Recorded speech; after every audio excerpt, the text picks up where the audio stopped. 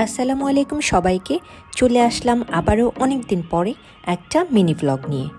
বেশ কয়েকদিন ধরেই আমার ফেসবুকের নিউজ ফিড জুড়ে একটা ভিডিওই শুধু ঘুরঘুর করছে, আর সেটা হলো সূর্যমুখীর বাগান।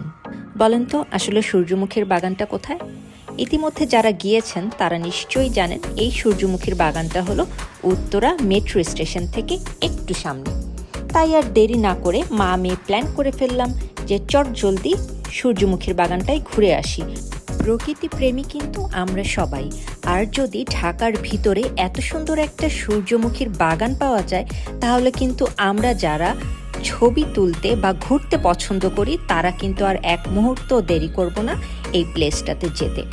এই সূর্যমুখীর বাগানটা মেইনলি হলো উত্তরা উত্তর এবং উত্তরা সেন্টার যে মেট্রো স্টেশন আছে তার ঠিক মাঝ বরাবর।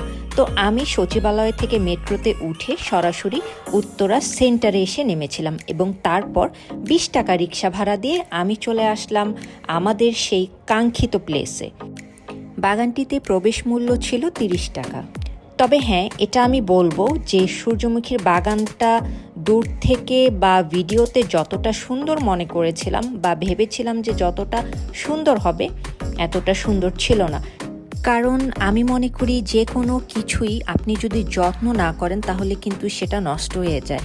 গাছগুলো দেখে মনে হচ্ছিল অনেক দিন গাছে কোনো পানি দেওয়া হয়নি। আর যারা এখানে ঘুরতে আসছিল, আসলে আমরা বাঙালি তো বলা উচিত না, অনেকজনই ফুলগুলো ছিঁড়ে ছিঁড়ে মাথায় লাগিয়ে ছবি তুলতেছিল, ভিডিও করছিল। মানে আসলে এই জিনিসগুলা কীরকম, আমরা এমন একটা বয়সে এসেও এগুলা কেন করি? তো অনেকগুলো ফুল দেখলাম যে শুকিয়ে গেছে, অনেকগুলো ডাল ভাঙা, অনেকগুলো ফুল নিচে পড়া।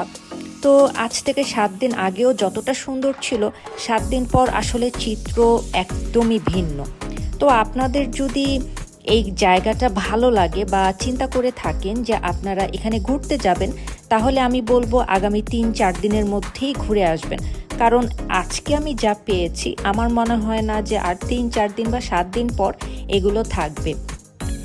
এরপর মা মেয়ে মিলে অনেকগুলো ছবি তুললাম এবং আবারও মেট্রোতে করে সচিবালয়ে নেমে চলে আসলাম বেলি রোডে দুপুরে লাঞ্চ করার জন্য। তো আমার আজকের মিনি ব্লগটা এই পর্যন্তই। সবাই ভালো থাকবেন, আশা করি অনেক ভালো লেগেছে। আর হ্যাঁ, সূর্যমুখীর বাগানে কিন্তু অবশ্যই যাবেন। আল্লাহ হাফেজ।